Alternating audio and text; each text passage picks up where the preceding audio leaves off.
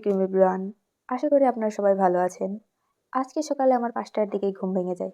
তো আমি চিন্তা করলাম সকালের সূর্যটা অনেক সুন্দর হয়। তো এর কিছু ছবি ক্লিক করা যাক। তো যেমন ভাবনা তেমন কাজ। আমিও মোবাইল হাতে নিয়ে বেরিয়ে পড়লাম।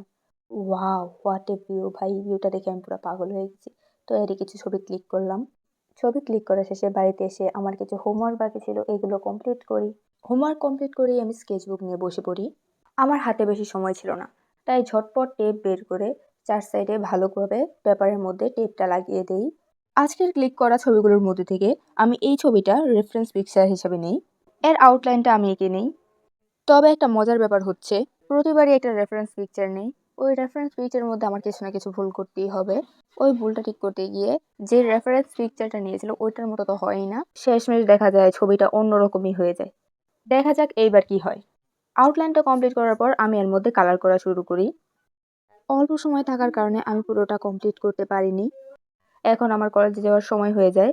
তো আমি কলেজে চলে যাই। রাস্তার সাইডে গাছপালা আর ধান ক্ষেতের ভিউটা অনেক সুন্দর। তোমরা ভিউটা এনজয় করো।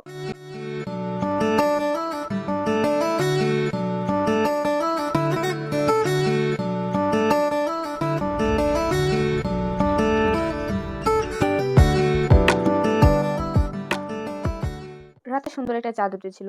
তো ভাবলাম এর একটা ভিডিও করা যায়। তার মধ্যে আমার ফোনে আছে আবার 20x পর্যন্ত। চাঁদটা সুন্দরই লাগছিল। তো আমিও ভালোই ভিডিও করতেছিলাম।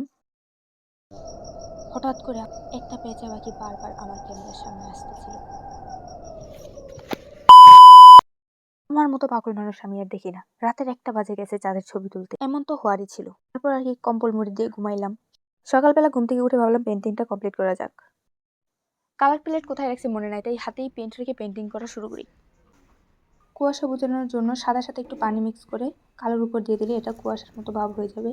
তো আমার পেন্টিংটা কমপ্লিট হয়ে যায়। আমার কাছে মনে হয় পেন্টিং এর সবচেয়ে স্যাটিসফাইং মোমেন্ট হলো এই টেপ খোলার পার্টটা। Here is the final result. I think you guys enjoy my video. Thank you for watching. Ciao ciao.